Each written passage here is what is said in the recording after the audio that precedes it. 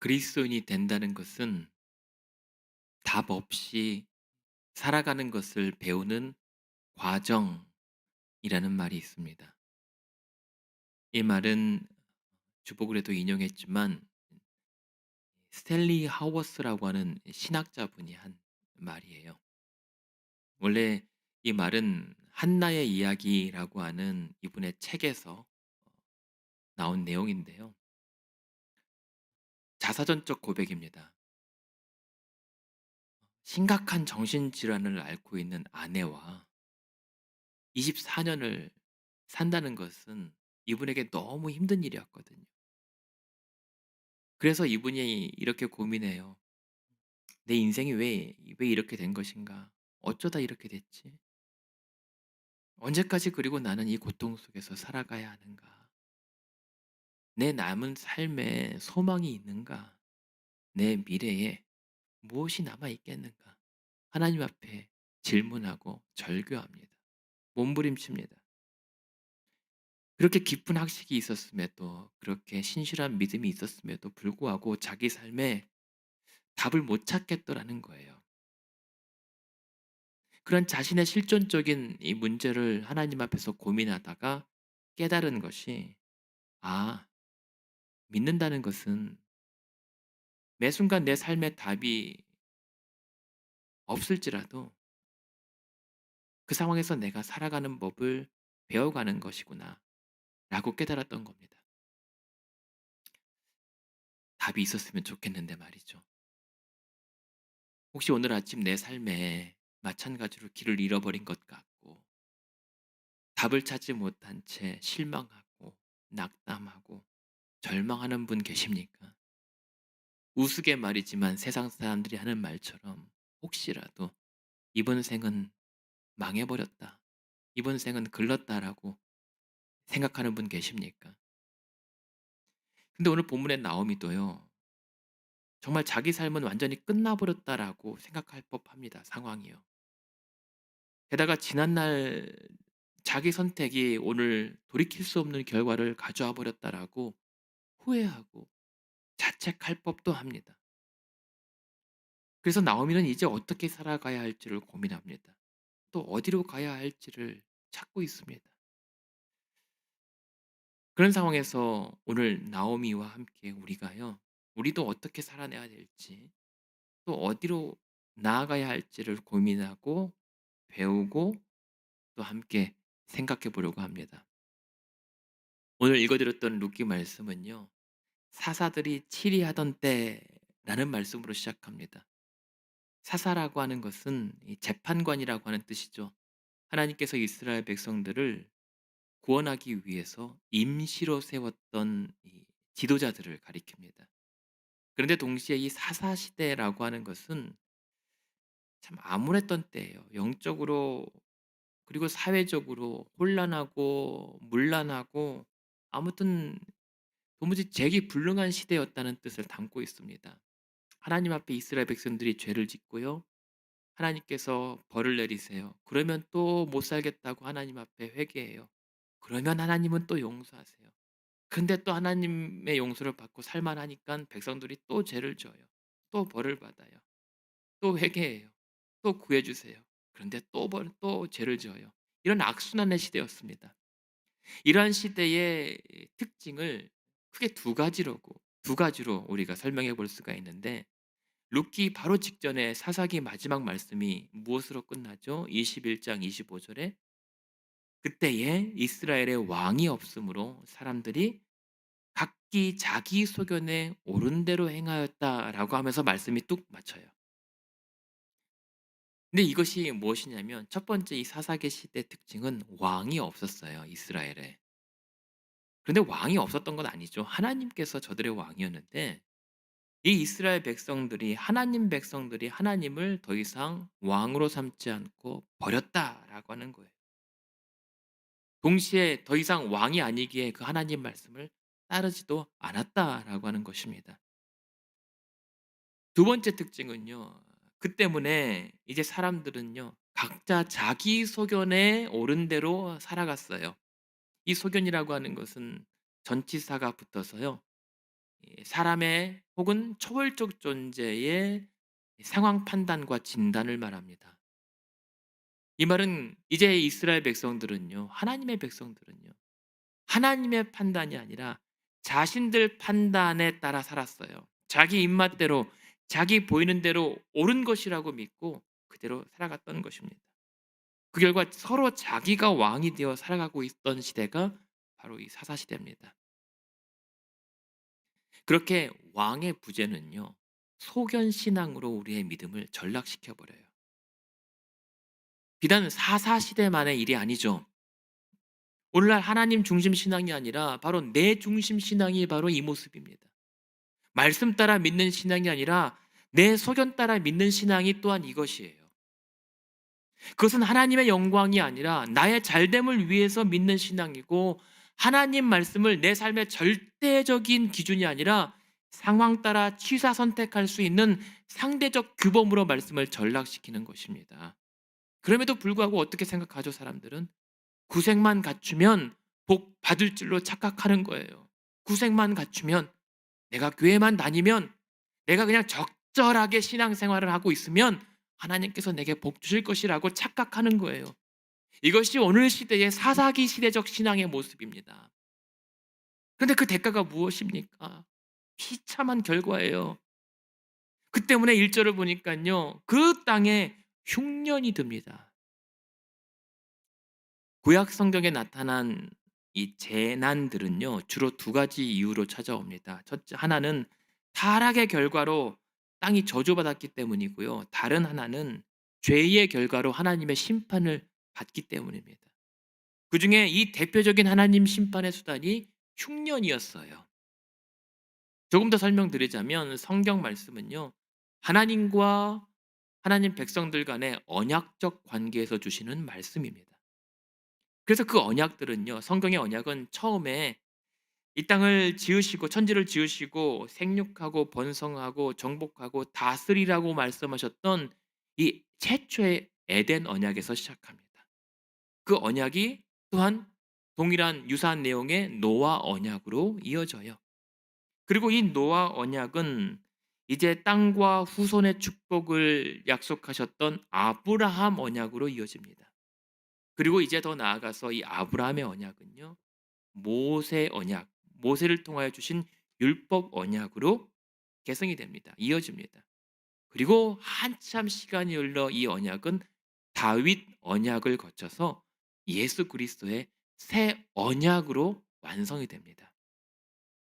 성경의 언약이. 그러한 흐름에서 볼 때 오늘 이 사사기 시대는요, 어느 언약의 영향 아래 있겠습니까? 바로 모세 언약입니다. 율법의 영향 아래에 다스림을 받는 시대였어요. 그 말은요, 이 시대는요, 신명기에 말씀하셨던 것처럼 순종하면 복을 받고 불순종하면 저주를 받는 시대였던 거예요. 그래서 뭐라고 말씀하십니까? 신명기 28장에 너희가 순종하면 하나님께서 때를 따라 비를 내려서 손으로 하는 모든 수고에 복을 주실 것이라고 약속하셨어요. 반대로 불순종하면요, 하나님께서 비 대신에 티끌과 모래를 그 위에 내려서 너를 완전히 멸망시킬 것이다라고 경고하셨어요. 그 말을 입증하는 것처럼 오늘 본문에 흉년이 어디에 찾아왔습니까? 그 땅입니다. 그 땅 이스라엘에 국한된 재앙이었어요. 그렇게 볼 때 오늘 현대의 기준이 아니라 사사시대 관점에서 볼 때 당시 흉년은 분명한 하나님의 형벌이었습니다. 그렇게 본다면 오늘 이제 하나님의 백성들이 취해야 할 마땅한 태도는 무엇이었겠습니까? 마땅한 반응이요, 회개죠. 하나님께 다시 돌아가는 것입니다. 그럴 때 하나님은 또 어떻게 약속하시냐 하면요, 하나님은 정말 섬세하세요. 신명기 30장에 보시면 만약 너희가 불순종하여서 그 땅에서 쫓겨났을 때 이 일이 마음에 기억이 나거든 하나님께로 다시 돌아와서 그 하나님의 말씀을 온전한 마음과 뜻을 다하여 청종하면 하나님께서 그들이 쫓아간 곳이 하늘에 있을지라도 다시 모아 이끌어서 그 땅을 차지하게 할 것이고 조상들보다 더 번성하게 하시고 다시 기뻐하사 복을 마침내 주실 것이라고 약속하신 거예요. 그러니 돌아오기만 하면 되는 겁니다. 그래서 지금 이스라엘 백성들은요. 자기 소견을 버리고 하나님을 왕으로 삼고 다시 돌아가야 할 때였습니다. 그런데도 오늘 이스라엘 백성들이 어떻게 행동합니까? 대표적인 사례로 오늘 본문의 이 한 성도의 집안은 이 문제를 이러한 상황을 어떻게 풀어가고 있죠? 요즘 말로 비유해 보자면 베들레헴 에브랏 교구에 엘리멜렉이라고 하는 성도의 가정이 있었어요. 그런데 이 엘리멜렉이라고 하는 이름으로 보았을 때 이분은 아마도 오늘날 안수 집사님 이상의 직분을 가지고 계셨던 것 같아요. 근데 그분이 가족들을 데리고 모압으로 이사를 갑니다. 그도 그럴 것이 베들레헴 살고 있던 베들레헴 지역은 우리도 이제 잘 알듯이 빵집이라고 하는 이름 뜻이 있잖아요. 근데 지금 빵집에 빵이 떨어진 상태예요. 떡집에 떡이 없습니다. 그것도 젖과 꿀이 흐른다던 하나님 약속의 땅에 먹을 것이 떨어져서요. 다 팔고 남은 매진이 아니라 아예 폐업 상태에 이르게 된 겁니다. 게다가 뿐만 아니라 영적으로는 얼마나 피폐해져 있냐면요, 이 지역이. 우리가 사사기 17 장을 보면 앞서 우리가 이번 주에 계속 사사기를 읽어갔잖아요. 이건 유다 베들레헴에 한 레위인이 있었는데 그 레위인이 도망칩니다. 그 지역을 이탈해서 방황해요.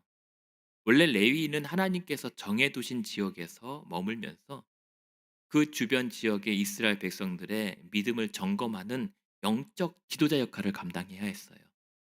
근데 그 레위인이 있던 지역을 이탈해서 방황하고 있었다라고 하는 것은 이 흉년의 문제도 있었겠지만 상황적인 이 문제요. 그러나 그보다도 백성들로부터 이 레위인들의 생계의 책임과 보호를 보장을 받지 못하고 있었다라고 하는 것을 암시해요. 그래서 이것은 결국 무엇을 의미하냐면 더 이상 하나님의 백성들 사람들이 더 이상 영적인 일에 관심을 두지 않았다라고 하는 것을 가리킵니다. 영적인 무관심이요. 그래서 이미 영적 흉년이 들어 있었던 상황입니다. 거기에 그 레위인 자체에도 문제가 있었어요. 원래 그랬는진 모르겠고 어쩌면 언제부터 그렇게 변했는지 모르지만 이 사람은 생계를 위해서 돈에 팔려다니는 사건 목자가 되어 있었습니다. 그리고 나중에는 생계를 넘어서 출세를 쫓아가는 그런 사람이 돼요. 처음에 염치 자존심도 없이 한 가정의 제사장으로 고용되더니 조금 지나서는 한 지파의 제사장이 되지 않겠느냐라고 하는 제안에 무리도 없이 신나게 쫓아갑니다. 참 씁쓸한 모습이죠. 그런데 뿐만 아니라 또 사사기 19 장을 또 넘어가 보시면 어떤 레위인이 있어요 또. 설마 저는 같은 레위인이 아니길 바랍니다. 아닐 거예요. 근데 이 레위인은 이곳 유다 베들레헴에서 한 여인을 첩으로 맞이합니다. 레위인이 첩을 맞이해요. 그런데 이 사건으로 말미암아 나중에 백성들끼리 범죄가 일어납니다. 그리고 내분이 일어나고 급기야 전쟁으로 번집니다. 그러다 자기들끼리 치고받고 싸워요. 그러다가 한 지파가 멸망 직전에 이르게 됩니다. 그러니까 그만큼 이 사사시대 이스라엘 백성들은 총체적으로 부패되어 있었어요. 완전히 망가져 버렸어요. 무엇보다도 영적인 것들, 그 영적으로 무너지니까요. 다른 모든 것이 무너지고 말았습니다. 성도가 망가지니 가정이 망가지고요. 교회가 망가지니 사회가 망가지고요. 기독교가 망가지니 이 세대와 세상이 망가져 버린 것과 같습니다. 그렇게 볼 때 오늘 이 시대의 문제도 다른 어떤 것보다 우리 믿는 자들, 우리 교회들의 책임이 너무 큽니다. 우리가 무너져서 우리의 영적인 모든 것들이 무너지니 이 땅의 모든 문제도 다 떠받치고 있던 것들이 와르르 무너져 버리는 거예요. 오늘 본문에 나오는 성도의 이름이 무엇이라고 했습니까? 엘리멜렉입니다. 엘리멜렉. 이 뜻은요. 하나님이 나의 왕이십니다라고 했는 뜻이에요. 하나님이 나의 왕이시에요. 그러한 그러한 믿음의 성도였던 거예요. 그 안에 나오미의 이름의 뜻은 무엇이냐면 아름다움, 희락, 기쁨, 즐거움이라는 뜻이에요. 어쩌면 이 두 사람은요, 하나님을 나의 왕으로 삼으며 그렇게 아름답고 곱디 고운 삶을 살고 있었을 가정일 것입니다. 그런데 그렇게 신실한 믿음의 가정이 당장 위기가 닥치고 어려움을 만나니까 내렸던 선택이 무엇입니까? 가족들 데리고 모압으로 이사 가는 거예요. 살기 위해 내린 결정이 무슨 잘못이란 말입니까? 그런데요. 그래서 오늘이 아니라 이 시대 사사시대 관점으로 들여봐야 된다는 거예요. 이 모압이요. 베들레헴에서 동쪽 사해 건너서 25마일 정도 떨어진 지역에 위치한 나라입니다. 그래서 살기 위해서 그 인근 지역으로 이주한 것은 언뜻 보기에는 문제가 없어 보입니다. 그런데요. 당시 상황에서 이스라엘 백성들에게 모압이라고 하는 나라가 가지는 의미를 우리는 살펴봐야 합니다. 사사기 3 장에서 어쩌면 얼마 전까지만 해도 이 모압은요. 이스라엘 백성들을 18년 동안 괴롭히던 나라였어요. 적대 국가였습니다. 그래도 그나마 하나님께서 세워 주신 사사 에훗을 통해서 그 모압 왕을 죽이고 나서야 겨우 그 소나기에서 빠져나올 수가 있었어요. 근데 이 모압이라고 하는 나라는요. 여러분 아브라함의 조카 롯 알죠? 오늘 룻기의 룻 말고 아브라함의 조카 롯입니다. 예, 그들이 소돔과 고모라 성에서 겨우 구원받아 탈출한 다음에 이 딸들이 롯의 딸들이요. 자신네들의 후손 후계를 이을 방법이 없어서 어떻게 합니까? 아버지를 술에 취하게 만든 다음에 동침합니다. 그렇게 해서 첫째 딸이 낳은 아들이 모압이에요. 그래서 이 모압은 그 모압이 조상이 된 나라입니다. 참고로 그 둘째 딸도 똑같은 방법으로 해서 아들을 낳는데요. 베남미라는 아들을 낳아요. 그리고 그 베남미가 조상이 된 나라가 암몬입니다. 어찌 되었든 그 이후로 이스라엘 역사에서 이곳 이 모압과 암몬은 결코 어울려서는 안 될 지역으로 선이 그어집니다. 이유는요. 과거 이스라엘 백성들이 광야길을 갔을 때 가고 있을 때 또 역시 모압 왕이 발람이라고 하는 선지자를 시켜서 이스라엘 백성들을 저주하게 만듭니다. 그리고 결국 이 때문에 이스라엘은 그것도 모압 여인들과 음행을 저지르게 됩니다. 범죄하게 돼요.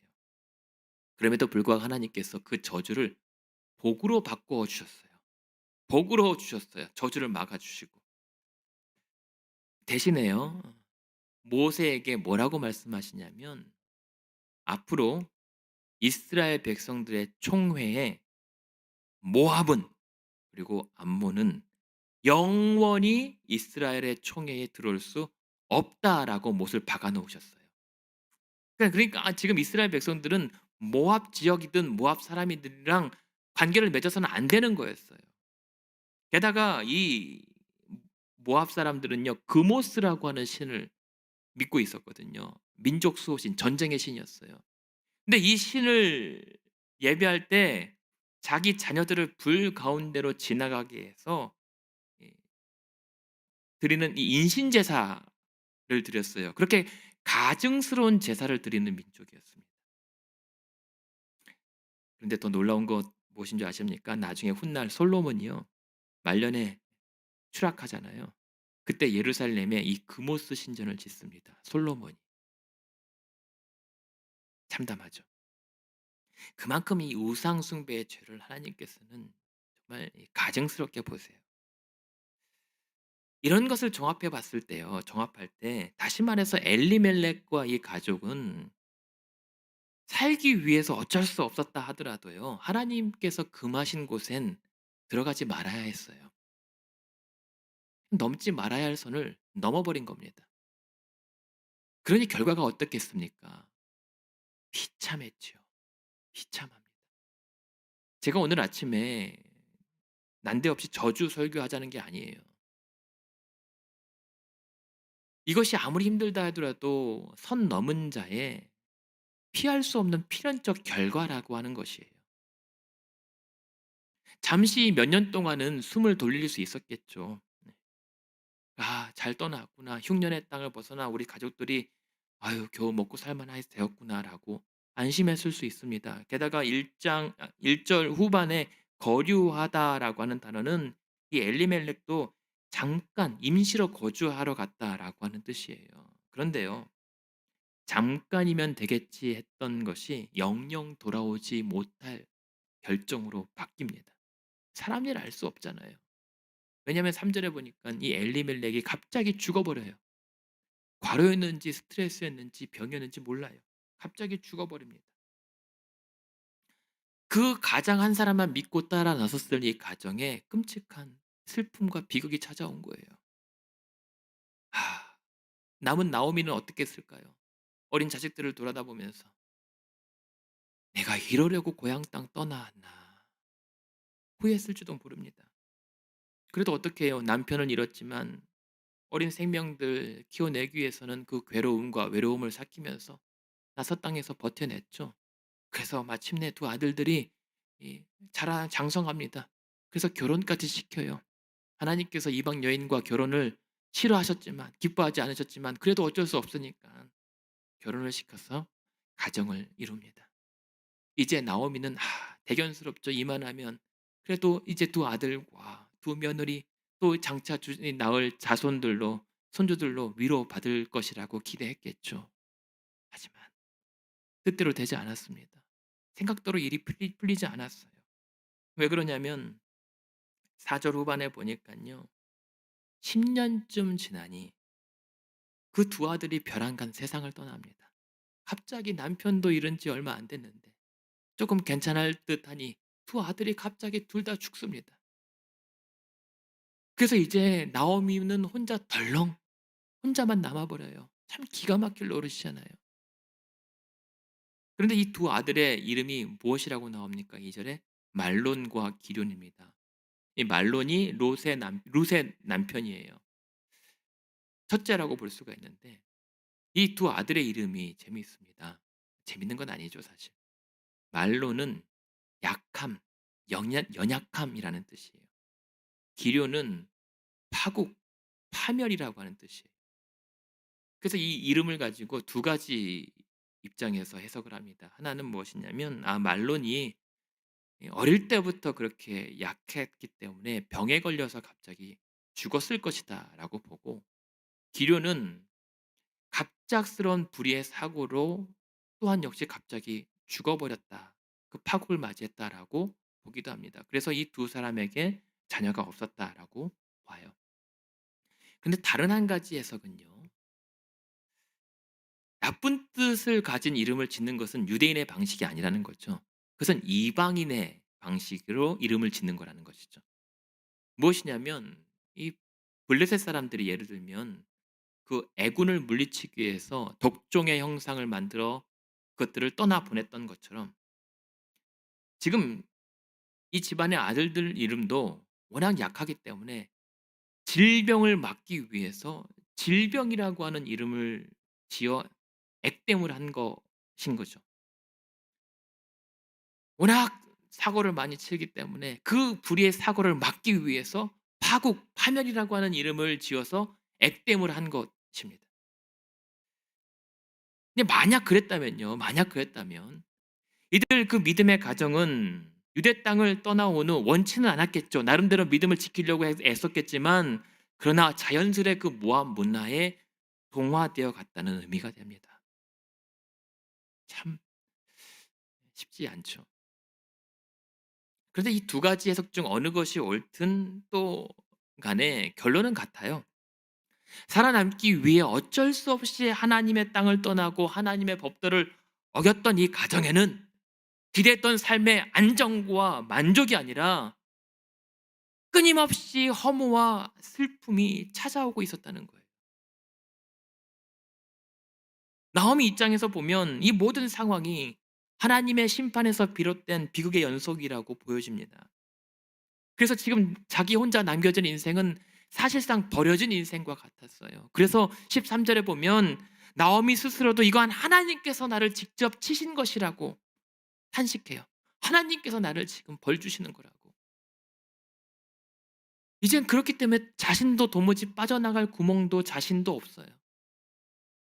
한편으로는 아무리 그래도 그렇지, 내가 뭐 나쁜 짓 하러 온 것도 아니고 그래도 어떻게든 자식들 먹여 살리기 위해서 떠나온 길인데, 어렵게 떠나온 것인데 남편을 먼저 데려가시고 그마저 두 아들마저 세상 뜨게 하시면 나는 어떻게 살란 말입니까?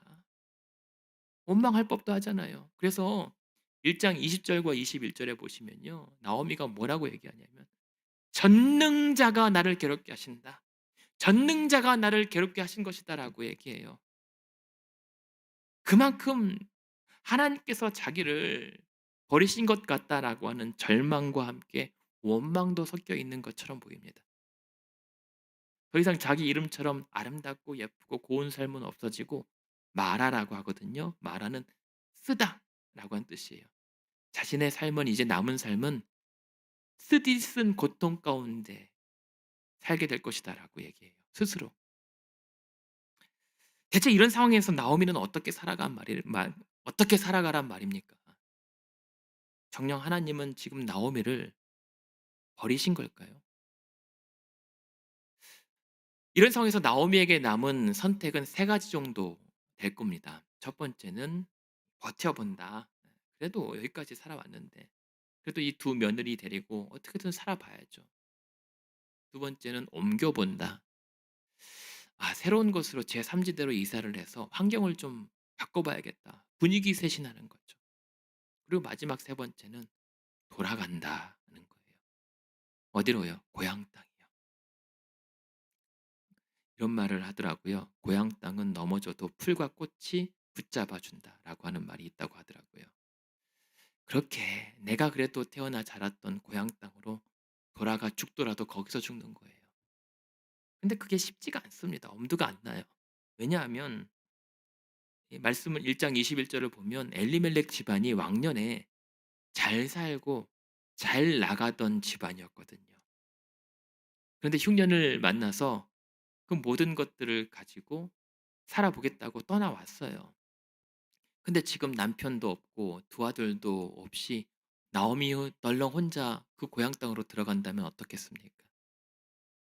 저기 저 집안 그렇게 한번 살아보겠다고 잘 살겠다고 떠나더니 저주받아서 쫄딱 망해서 빈손으로 돌아왔다라고 손가락질하고 흉볼 것 아닙니까?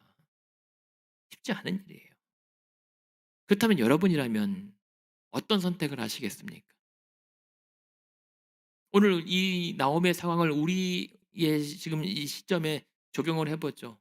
팬데믹 1 년째 돼 갑니다. 건강도 문제지만 경제적인 것, 마치 이 시대에 흉년이 든 것처럼 우리의 삶은 완전히 피폐해져 있습니다. 시대적인 어떤 영적인 상황도 마찬가지입니다. 사람들이 이 팬데믹이 하나님의 심판이라고 하는 입장도 있고 아니라는 입장도 있고 모른다는 입장도 있습니다. 그렇게 어느 것 하나 단정하기 쉽지는 않지만 동일한 상황은 우리도 이때 사사시대처럼 길을 잃고 혼란과 혼돈의 시대를 맞이하고 있다는 거예요. 굳이 이것이 하나님의 형벌로 인한 재앙이 아니라 하더라도 우리가 겪는 이 총체적인 육체적인, 정신적인, 경제적인, 시대적인 이 고통은요, 오늘 나오미의 상황과 그리고 나오미가 감당했어야 할 삶의 무게와 크게 달라 보이지 않습니다.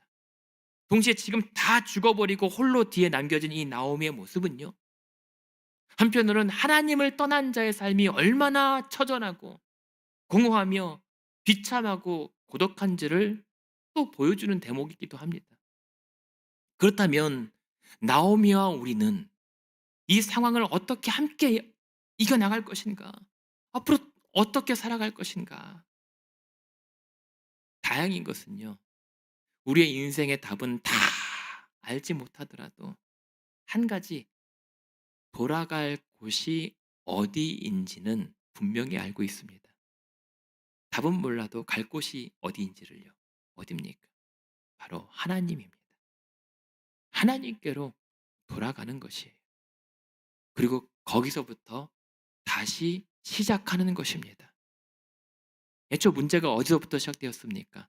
하나님을 떠나온 데서부터 시작했으니 다시 하나님께로 돌아가서 거기서부터 다시 풀어가는 겁니다. 그렇게 하나님 앞에서 빈손을 하나님으로 채워가야죠. 근데 마침 6 절을 말씀을 보시면 그 여인 나오미도 그렇게 그 모압 땅에서 멍하니 서 있는데 갑자기 이런 소식을 듣습니다. 사실은 듣게 하신 거죠. 여호와께서 자기 백성을 돌보시사 그들에게 양식을 주셨다라고 하는 소식입니다. 여기서 돌보셨다라고 하는 말은 하나님께서 직접 찾아오신 거예요. 찾아가기 민망하셔서 그런지 하나님께서 먼저 찾아오신 거예요. 그리고 그들을 직접 챙겨주셨다라고 하는 뜻입니다. 그렇게 흉년의 땅에 마침내 재앙을 거두시고 하나님 백성을 직접 도와주시면서 그 빵집에 빵을, 그 떡집에 떡을 다시 공급해 주셨다는 거예요. 이 사실을 들은 나오미는 깨닫습니다. 아, 하나님께서 하나님 백성들을 다시 위로하기 시작하셨구나.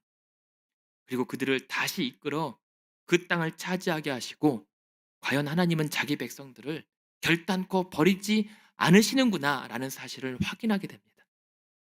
그리고 그제서야 망설이고 있던 나오미는요. 자신의 발걸음이 향할 곳을 결정하게 됩니다. 나도 돌아가야지. 내 삶의 고난이 내 삶의 현 주소가 왜 그랬는지는 다 알 수 없지만 그래도 하나님 계시는 고향 땅에 돌아가는 것이 맞다고 믿은 것입니다. 어쩌면 나오미는 모르지만 우리가 보기에는요. 이 나오미의 신세가 마치 아버지 재산을 다 탕진하고 오갈 데 없는 탕자 신세와 다름없었겠지만 그래도 아버지께로 돌아가면 상에서 떨어진 부스러기 은혜라도 얻을지도 모르고 어쩌면 멀리서 내가 돌아오는 길에서 달려나와 나를 얼싸 안아줄지도 모르는 그 하나님 은혜에 내 남은 삶을 다 믿고 맡겨보기로 결심한 겁니다. 결단한 거예요. 그런데요, 우리가 너무나도 잘 아는 것처럼 나오미의 이 슬픔뿐인 인생은 거기서부터 다시 회복되고 있었습니다. 하나님께 돌아가는 그 시점부터 그 인생이 회복되고 있었다는 거예요. 그리고 너무나도 우리가 이미 잘 알고 있잖아요. 이 본문의 회복은 나오미와 그 가정만이 아니라 오늘 나오미처럼 길을 잃고 답 없이 살아가는 오늘 우리에게까지 향하신 하나님의 은혜입니다. 왜 그럴까요? 이 절망의 과정을 통해서 이 룻기의 말씀의 결론은 어떻게 맺어지죠? 4장 18절에서 22절까지 베레스의 계보가 이러하니 살모는 보아스를 낳고 보아스는 오벳을 낳아요. 이 집안에 오벳. 근데 이 오벳이 이새를 낳았는데 이새가 누구를 낳죠? 다윗을 낳습니다. 그러니까요. 빵이 없던 집에 빵을 채우고 자식 없던 가정에 자녀를 주시더니 그것을 단순한 어떤 회복이 아니라 하나님의 구원의 족보를 이어가고 계신 거예요. 다 망했다라고 극심한 흉년이라고 사람들은 다 하나님을 버렸지만 그럼에도 불구하고 하나님은 계속 하나님의 일을 이루고 계셨던 거예요. 배후에서 우리 삶의 뒤에서 역사하고 계셨던 거예요. 그것도 누구를 통해서요? 이방 여인, 그것도 하나님께서 싫어하셨던 모압 여인 룻을 통해서 말입니다. 이 사실은요, 앞으로 비록 하나님께서 금하신 이방 모압 족속일지라도 누구든지 그 하나님을 나의 하나님으로 믿고 따르면 구원 얻게 하신다는 사실을 보여주신 거예요. 더 나아가서 미가 선지자가 얘기했던 것처럼 이 흉년의 땅, 이 죄악의 중심지였던 유다 베들레헴에서 비록 작은 족속일지라도 그 땅에서 이스라엘을 다스릴 자가 태어날 것인데 그의 근본은 상고요 영원에 있다라고 하는 이 땅에서 태어나실 예수 그리스도를 장차 믿는 자들은요 누구든지 이와 같은 구원과 회복을 받게 될 것을 우리에게 지금 알려주고 계신 거예요. 그래서 그 덕분에 이 가정의 회복, 하나님의 은혜 때문에 오늘도 우리 인생에 하나님께로 돌아갈 길이 열리게 된 것입니다. 여러분, 그 길 따라 하나님께로 돌아오십시오. 우리가 하나님께로 돌아온다는 것은 첫 번째, 내가 분주하여 각박하여 버려버렸던 하나님의 말씀을 다시 부여잡고 그 말씀을 청종하는 거예요. 듣고 따르는 것입니다. 그것이 하나님께로 돌아오는 거예요. 두 번째, 그렇게 해서 하나님께로 돌아온다는 것은 그동안 내가 쓰고 있던 면류관을 던져버리고 하나님을 다시 내 삶의 왕으로 모시겠다는 거예요. 그것이 하나님께로 돌아오는 겁니다. 하나님을 나의 삶의 왕으로 모시는 거예요. 그리고 마지막 세 번째, 그것은 우리의 구주이신 예수 그리스도를 믿고 그 길 따라가겠다는 거예요. 그 예수님 믿고 하나님께로 나아오겠다는 거예요. 예수님만이 우리의 길 되시고요. 생명의 떡이시고요. 구원이십니다. 따라서 예수 그리스도를 믿으십시오. 그리하면 여러분과 여러분의 가정이 구원을 얻게 하실 것입니다. 오늘 시대 환경과 고된 인생에서 길을 잃고 답 없이 살아가는 분들 계시다면 정말이지 내 소견에 옳고 안전한 길이 아니라 하나님 보시기에 옳고 바른 길을 찾아가십시오. 이 재앙의 때에 우리가 집중해야 할 것은 생계이기 전에 하나님과의 관계입니다. 그것이 하나님께로 돌아오는 것으로 시작되는 것입니다. 그렇게 예수 그리스도를 우리의 표대 삼고 그 길 따라 하나님께로, 하나님 여호와께로 돌아오십시오. 그러면 무엇이라고 약속하셨습니까? 여호와께로 돌아오라. 그리하면 여호와께서 우리를 찢으셨더라도 도로 낫게 하실 것이고 우리를 찢었다 할지라도 다시 싸매어 주실 것이라고 약속하셨습니다. 그 말씀 믿고요. 결단코 자기 백성 버리지 아니하시고 하나님 백성들을 돌보시고 이끄시고 먹이시는 그 회복의 은혜로 이번 한 주도 이렇게 힘내어 살아내시기를 주님의 이름으로 축원드립니다.